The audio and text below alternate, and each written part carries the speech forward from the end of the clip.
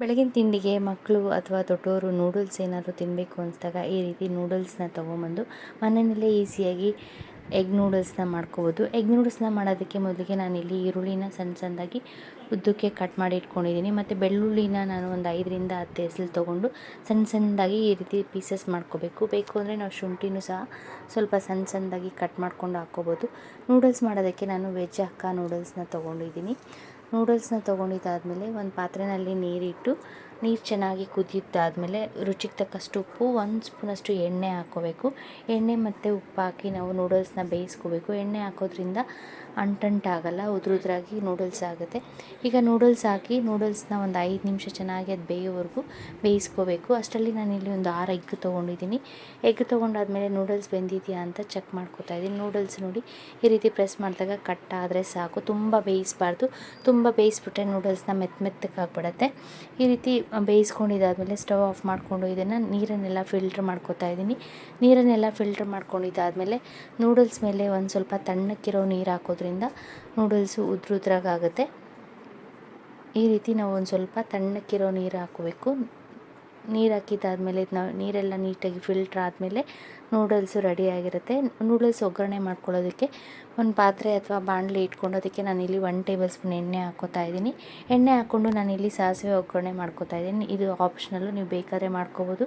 ಹಾಗೆಯೇ ಎಣ್ಣೆಗೆ ನಾವು ಬೆಳ್ಳುಳ್ಳಿ ಮತ್ತು ಹಸಿಮೆಣ್ಸಿನ್ಕಾಯಿ ಹಾಕ್ಕೊಂಡು ನಾವು ಫ್ರೈ ಮಾಡ್ಕೋಬೋದು. ಸಾಸಿವೆ ಸಿಡಿದಾದ್ಮೇಲೆ ನಾನು ಇದಕ್ಕೆ ಬೆಳ್ಳುಳ್ಳಿ ಮತ್ತು ಹಸಿಮೆಣ್ಸಿನ್ಕಾಯಿನ ಹಾಕಿ ಸ್ವಲ್ಪ ಹೊತ್ತು ಫ್ರೈ ಮಾಡ್ಕೋತಾ ಇದ್ದೀನಿ. ಫ್ರೈ ಮಾಡ್ಕೊಂಡಿದ್ದಾದಮೇಲೆ ನಾವು ಕಟ್ ಮಾಡಿ ಇಟ್ಕೊಂಡಿರೋ ಆನಿಯನ್ನ ಹಾಕಿ ಲೈಟ್ ಬ್ರೌನ್ ಕಲರ್ ಆಗೋವರೆಗೂ ಆನಿಯನನ್ನು ಫ್ರೈ ಮಾಡ್ಕೋಬೇಕು. ತುಂಬ ಫ್ರೈ ಮಾಡ್ಕೋಬಾರ್ದು, ಸ್ವಲ್ಪ ಕ್ರಂಚಿಯಾಗಿದ್ರೂ ಟೇಸ್ಟು ಚೆನ್ನಾಗಿರುತ್ತೆ. ಕ್ಯಾಪ್ಸಿಕಮ್ ಇದ್ದರೆ ನಾವು ಕ್ಯಾಪ್ಸಿಕಮನ್ನು ಸಹ ಹಾಕ್ಕೋಬೋದು. ಎಗ್ ನೂಡಲ್ಸ್ಗೆ ಟೇಸ್ಟು ತುಂಬ ರುಚಿಯಾಗಿರುತ್ತೆ. ಕ್ಯಾಪ್ಸಿಕಮ್ ಇರಲಿಲ್ಲ, ಅದಕ್ಕೋಸ್ಕರ ನಾನು ಬರೀ ಈರುಳ್ಳಿ ಹಾಕ್ಕೊಂಡಿದ್ದೀನಿ. ಕ್ಯಾಪ್ಸಿಕಮ್ ಇದ್ದರೆ ನಾವು ಕ್ಯಾಪ್ಸಿಕಮ್ಮು ಸಹ ಹಾಕ್ಕೋಬೋದು. ಈರುಳ್ಳಿ ಫ್ರೈ ಆದಮೇಲೆ ಸಾಸ್ಗಳನ್ನ ಹಾಕ್ಕೋತಾ ಇದ್ದೀನಿ. ಟೊಮೆಟೊ ಸಾಸು, ಸೋಯಾ ಸಾಸು ಮತ್ತು ವಿನೇಗರ್ನ ಹಾಕ್ಕೋತಾ ಇದ್ದೀನಿ. ಸ್ವಲ್ಪ ಚಿಲ್ಲಿ ಸಾಸ್ ಇದ್ದರೆ ನಾವು ಗ್ರೀನ್ ಚಿಲ್ಲಿ ಸಾಸ್ ಕೂಡ ಹಾಕ್ಕೋಬೋದು. ನಾನಿಲ್ಲಿ ಸೋಯಾ ಸಾಸ್ 1 ಸ್ಪೂನ್ ಹಾಕ್ಕೊಂಡಿದ್ದೀನಿ. ನಾವು ನೂಡಲ್ಸು ಜಾಸ್ತಿ ಕ್ವಾಂಟಿಟಿ ಮಾಡಿದ್ರೆ ಸಾಸ್ ಕ್ವಾಂಟಿಟಿನೂ ಜಾಸ್ತಿ ಹಾಕ್ಕೋಬೋದು. ನಾನಿಲ್ಲಿ 1 ಸ್ಪೂನಷ್ಟು ಸೋಯಾ ಸಾಸು, 1-2 ಸ್ಪೂನಷ್ಟು ಟೊಮೆಟೊ ಸಾಸು ಮತ್ತು 1-2 ಕ್ಯಾಪಷ್ಟು ನಾನಿಲ್ಲಿ ಬಾಟ್ಲ್ ಕ್ಯಾಪಲ್ಲಿ ವಿನೇಗರ್ ಹಾಕ್ಕೋತಾ ಇದ್ದೀನಿ. ವಿನೇಗರ್ ಇಲ್ಲ ಅಂದರೆ ನಾವು ನಿಂಬೆಹಣ್ಣಿನ ರಸನೂ ಸಹ ಲಾಸ್ಟಲ್ಲಿ ಹಾಕ್ಕೋಬೋದು. ನೂಡಲ್ಸ್ ಹಾಕಿ ಮಿಕ್ಸ್ ಮಾಡಿದ್ದಾದಮೇಲೆ, ಅಥವಾ ನಾವು ಸಾಸ್ ಹಾಕಿದಾಗಲೂ ಸಹ ನಿಂಬೆಹಣ್ಣು ರಸ ಹಾಕ್ಕೊಂಡು ಮಿಕ್ಸ್ ಮಾಡ್ಕೋಬೋದು. ನಾನಿಲ್ಲಿ ವಿನೇಗರ್ ಹಾಕಿ ಇಷ್ಟನ್ನು ಮಿಕ್ಸ್ ಮಾಡ್ಕೊಂಡಿದ್ದಾದಮೇಲೆ ರುಚಿಗೆ ತಕ್ಕಷ್ಟು ಉಪ್ಪು ಹಾಕ್ಕೋತಾ ಇದ್ದೀನಿ. ಉಪ್ಪು ಹಾಕಿ ಮಿಕ್ಸ್ ಮಾಡ್ಕೊಂಡಿದ್ದಾದಮೇಲೆ ನಾವು ತೊಗೊಂಡಿರೋ ಮೊಟ್ಟೆಗಳನ್ನೆಲ್ಲ ಒಡೆದು ಹಾಕ್ಕೋತಾ ಇದ್ದೀನಿ. ನಾವು ಮೊಟ್ಟೆ ಹಾಕಿದಾದಮೇಲೆ ಆದ್ರೂ ಸಾಸ್ಗಳನ್ನ ಹಾಕಿ ಮಿಕ್ಸ್ ಮಾಡ್ಕೋಬೋದು. ಈ ರೀತಿ ಸ್ಟಾರ್ಟಿಂಗ್ ಸಾಸ್ ಹಾಕಿದ್ದಾದಮೇಲೆ ಮೊಟ್ಟೆ ಒಡೆದು ಅದನ್ನು ಮಿಕ್ಸ್ ಮಾಡ್ಕೋಬೋದು. ಯಾವ ರೀತಿ ಆದರೂ ಮಾಡ್ಕೋಬೋದು.